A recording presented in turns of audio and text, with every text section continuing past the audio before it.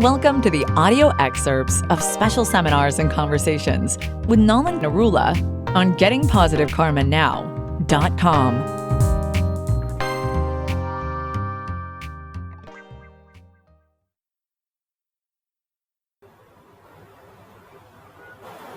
I suppose that we feel like chanting some mantra at home. Chant?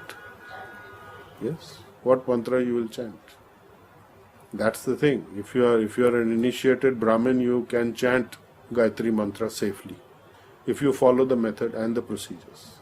There's a lot of restrictions. Every Tom, Dick and Harry is chanting Gayatri mantra without knowing what it does and without qualification. So, safer not to chant. So, Master, when we chant and we do the opening and closing and we bring ourselves into the divine Reiki light and then chant, then definitely the... Yes, then you are better off because as initiated healers, you are Brahmins. Yes. But you are not Brahmins in the technical sense because you are not following that rules and regulations methodology. You are following a purification methodology by which you will automatically come towards the side of following the rules and regulations.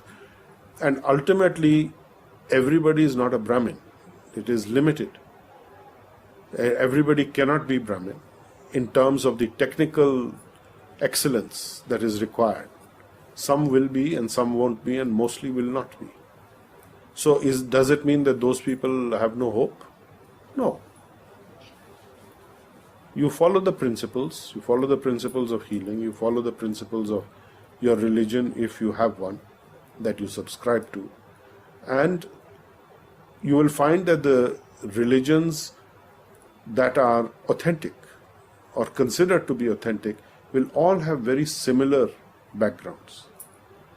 Like a good Muslim religious person is as good as a good so-called Hindu or a Sanatan Dharmi,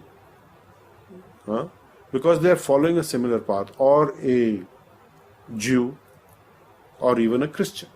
So you'll find that there's a lot of similarity. But what happens is that there are certain dogmas, there are certain time, place and circumstances, rituals or beliefs or understandings which may come into clash.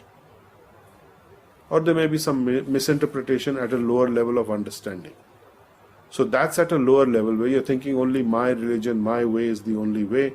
Everybody else is useless and has to be opposed or aggressively dealt with. So that is a very neophyte understanding. Kanishta Adhikari.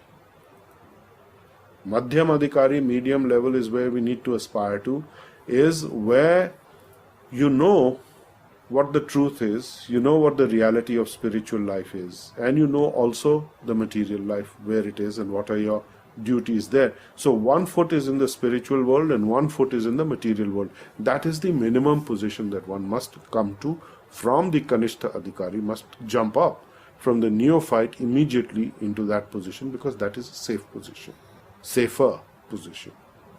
And then there is the Uttam Adhikari.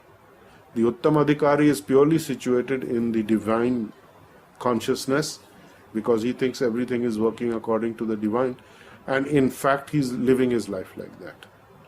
So a person who is at that level, in order to explain things or convey to students or to convey to the public or whoever is the audience that is facing him, if he is at that level, he has to come down to the Madhyam Adhikari level and to live in duality.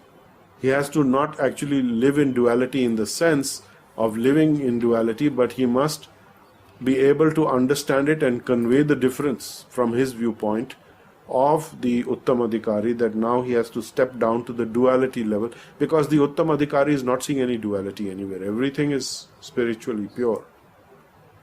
But he has to come down to the relative platform, I think, is what is embodied in that.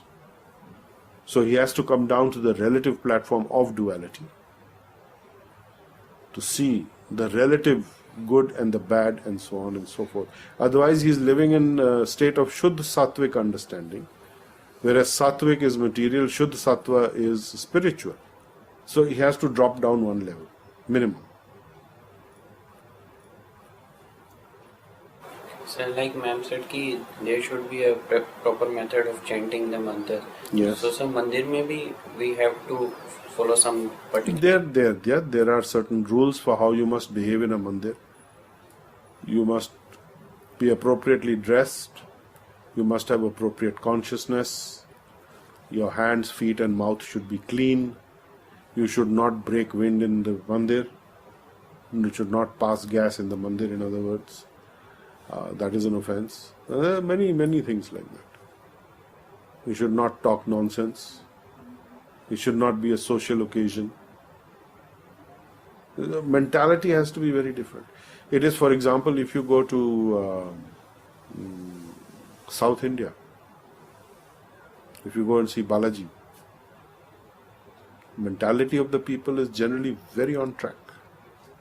Single-minded purpose. Very respectful. Very nice to see.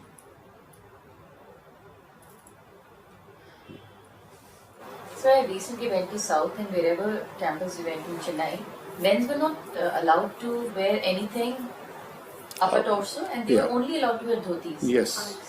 That is the correct. You are only having an Angvastra if you have to have one. That's what I'm Yeah, that's Angvastra, and then you have the dhoti. Angvastra is on the body. You have one sheet, like a shawl or like a dupatta type of thing, basically. Angvastra is allowed. No stitched clothing is allowed. Basically, that is the ruling. South India is very much still following the Vedic principles, definitely in that aspect, yes. You've been listening to a discussion with Nala Narula on www.gettingpositivekarmanow.com.